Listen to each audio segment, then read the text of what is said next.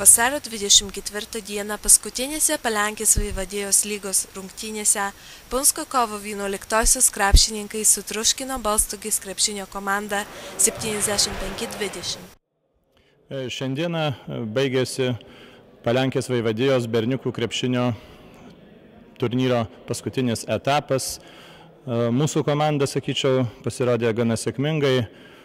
Taip kaip ir buvo tikėtasi, pralaimėjo favoritams Balstogės žemės ūkio mokyklai, tačiau kova buvo įtempta iki paskutinių minutių, pralaimėjom 57-51, bet esu labai patenkintas iš berniukų žaidimo. Aišku, antrose varžybose, paskutinėse jau šio sezono varžybose sutriuškinom Balstogės 4. licėjų 75-20.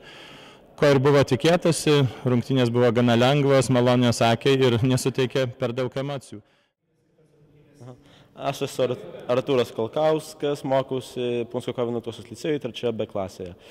Šiandien vyko paskutinės šio sezono varžybos prieš Balstogės žemės ūkio mokyklą ir Balstogės 4. licėjų.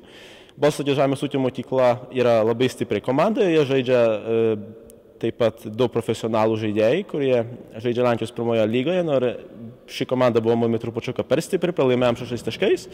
O paskui žaidėm prieš Balstogės 4. licėjų, jau ten neturėjom mažiausių problemų, pavyko labai lengvai ir aukštai laimėti. Ir esam turbūt patenkinti. Sezonas galėjo būti turbūt geresnis, bet vis dėlto parodėm, ką galėjom, stengėmės ir atrodo mums, kad pasiekėm tą, ką galėjom pasiekti. Mano vardas Vilius Marcinkevičius, esu 3 B klasėje, jau šįmet abitūros egzaminus laikysiu ir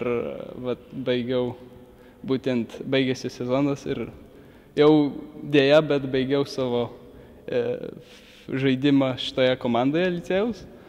Manau, kad tai buvo tikrai geri 3 metai, kuriuos tikrai prasmingai praleidau žaisdamas krepšinį.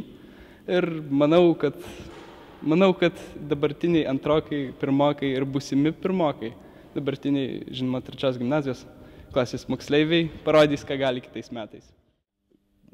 Teisėjauti iš Punske tenka gan dažnai, bet nepaisant to, kad mūsų Punske teisėjų yra keletas, bet dauguma yra užsiėmę savo darbais arba asmeniniais reikalais.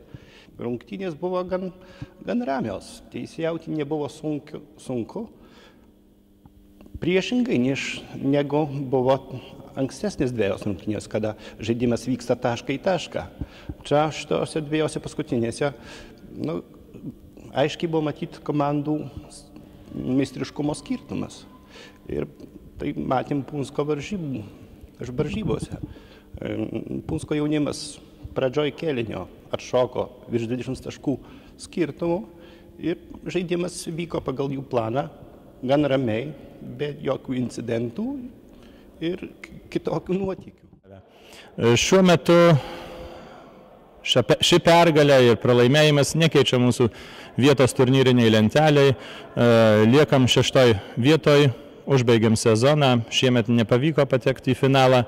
Lėmė smulkmenos, tačiau ką padarysi? Sporte toks likimas kartais yra nedėkingas, kad ne visi turi laimėti ir visi užimt prizinės vietas.